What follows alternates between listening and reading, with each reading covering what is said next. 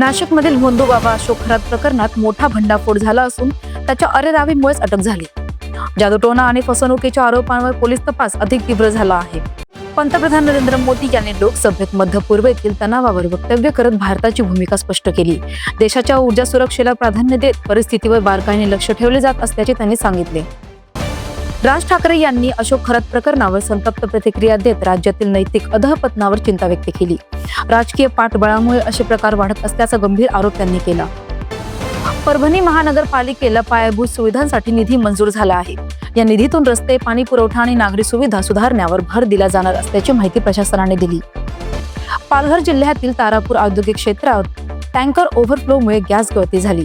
कामगारांना श्वास घेण्यास त्रास झाल्याने घबराट पसरली असून प्रशासनाने तातडीने नियंत्रण मिळवले. काँग्रेस नेते विजय वडेट्टीवार यांनी अशोक खरात प्रकरणातील संपर्कात आलेल्या लोकांची HIV चाचणी करण्याची मागणी केली.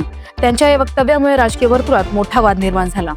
हॉर्मुझ सामुद्रधुनीत तणाव वाढत असून इराणकडून जहाजांकडून जादा शुल्क आकारले जात असल्याची माहिती समोर आली. यामुळे जागतिक व्यापार आणि इंधन पुरवठ्यावर परिणाम होण्याची शक्यता आहे.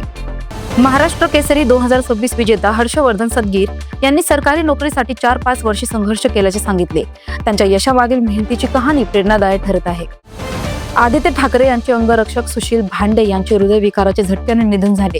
मुंबई पोलीस दलात शोककळा पसरली असून सहकाऱ्यांनी त्यांना श्रद्धांजली अर्पण केली. गौतमी पाटील आणि शिव ठाकरे यांच्या लग्नाचे फोटो व्हायरल झाले असले तरी ते प्रत्यक्ष लग्नाचे नसून गाण्याच्या शूटिंग दरम्यानचे असल्याचे स्पष्ट झाले आहे.